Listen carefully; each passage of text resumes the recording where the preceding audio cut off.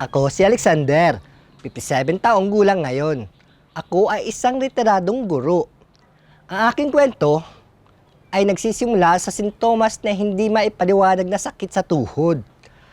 Ang mga sakit na ito, na simula ay paminsan-minsan lamang lumilitaw.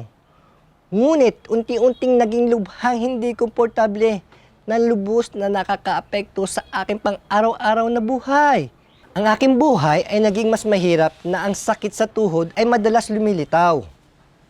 Nakakaramdam ako ng sobrang sakit na hindi ako makatulog ng maayos. Sa gabi, buong gabi, akong naglalakad. Naapektuhan din ang aking asawa. Kapag nagising ako sa umaga, matagal akong tumatayo. Araw-araw, nakakalimutan ko lumabas ng kama at ako'y nahihilo. Nung panahong iyon, tuwing ako'y naglalakad, kinakailangan kong gumamit ng tulong. Ang simpleng paglalakad ay mahirap. Tuwing ako'y maglalakad, nagkakaroon ng kalabog sa mga kasukasuan ko. At kahit pagbuluktot ng aking mga tuhod, ay nagdudulot ng matinding sakit. Ngunit sakit lamang nagbago sa aking mga pang-araw-araw na mga gawain. Nagbago rin ang aking mga pagkain. Kinakailangan kong umiwas sa maraming pagkain sa takot na lumala ang sakit. Ang sakit ay lumala. Kaya nagpasya ako magpatingin sa doktor. Matapos sa mga pagsusuri at mga test, sinabi ng doktor na meron akong arthritis sa tuhod. Ito ay lubos na nagpapalungkot sa akin. Pakiramdam ko, isa akong pansinin ng aking pamilya na nagsasayang ng maraming pera at nagpapakabalisa at nagpapahirap sa lahat. Binigyan ako ng doktor ng regimen ng paggagamot gamit ang gamot at pisikal na terapiya upang mabuti ang aking kalagayan. Ngunit parang ito ay napakamahal at nagdadala ng maraming oras. Kaya't hindi ko magawang ipagpatuloy pagdating ko sa bahay. Nagsaliksik ako ng iba't ibang mga paraan. Ngunit hindi sila epektibo. Para sa akin, nagpaparamdam sa akin ng higit pang pagod. Maraming beses kong naisipang sumuko at mag-isip ng mga negatibong bagay. Hanggang isang araw, ipinakilala sa akin ng kaibigan kong Digosure gatas mula sa buto at sa kasukasuan.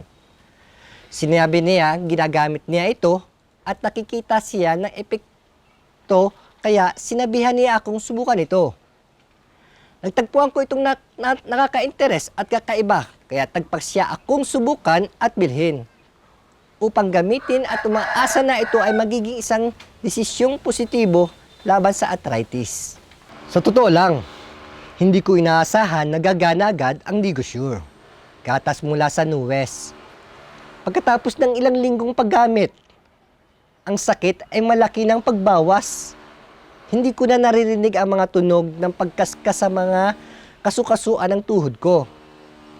Mula sa paghilom ng kasukasuan at pagbawas ng sakit, unti-unti kong natutunan na maglakad muli. Maaari na ako maglakad nang hindi na kailangan ng tulong ng gaha o ng sinuman. Ang sakit ay mas kaunti kaya mas mahimbing ang aking tulog sa gabi. Hindi na ako nagigising o naghahanap ng anuman kapag ako ay nagigising sa umaga. Ako ay nagigising naman na may maraming enerhiya. Sa tuwing ginagamit ko ito, mas lalong akong gumagaan. Kaya lubos akong masaya ang aking malusog na katawan bilang nararamdaman ang kasiyahan at kaligayahan. Lampas 3 buwan na mula noon, ang aking tuhod ngayon ay malambot na nakakalakad ako ng komportable at kayang-kaya ko nang gawin ang anuman. Kinikilala na ang Digosure na hindi lamang nagpapabawas ng sakit, kundi pati na rin tumutulong sa akin na mapanatili ang isang stable na kalagayan sa loob ng mahabang panahon. Walang pagkakamali sa pagpili ng Digosure. Ito ay talagang unang pagkakataon na uminom ako ng isang uri ng gatas na may kasukasuang nut at ito ay napaka-epektibo. Hindi lamang ito nakakatulong sa pagbawas ng sakit at nagpapabuti ng aking kalagayan. Ngunit nagdaragdag din ito ng mga bitamina sa akin. Narito ang mga magagandang sakap ng panusisyon. Ang gatas na ito ay napakasarap, banayad, matamis, masustansya at mabango. Kailangan kong uminom ng 2 hanggang 3 baso nito araw-araw. Kunti uminom nito ang aking asawa dahil sa sobrang sarap. Ang gatas na ito ng Digosure ay tumutulong din sa aking pamilya na makatipid ng pera sa panahon ng paggagamot. Hindi na ako pansinin sa aking pamilya kaya't lubos akong masaya. Ang aking kwento ay hindi lamang tungkol sa aking laban sa arthritis, kundi pati na rin sa mga pag-asa at paghilom. Nais kong ibahagi ang kwentong ito upang magbigay ng inspirasyon at pag-asa sa mga taong haharap sa arthritis sa tuhod. Kung ang sino man may problema sa sakit, kasakusuan o arthritis sa tuhod, mangyaring gamitin ang Digosure, gatas para sa buto at kasukasuan ngayon. Ako ay nakayanan ang mga araw na iyon at naniniwala akong malapit na rin kayong magtagumpay.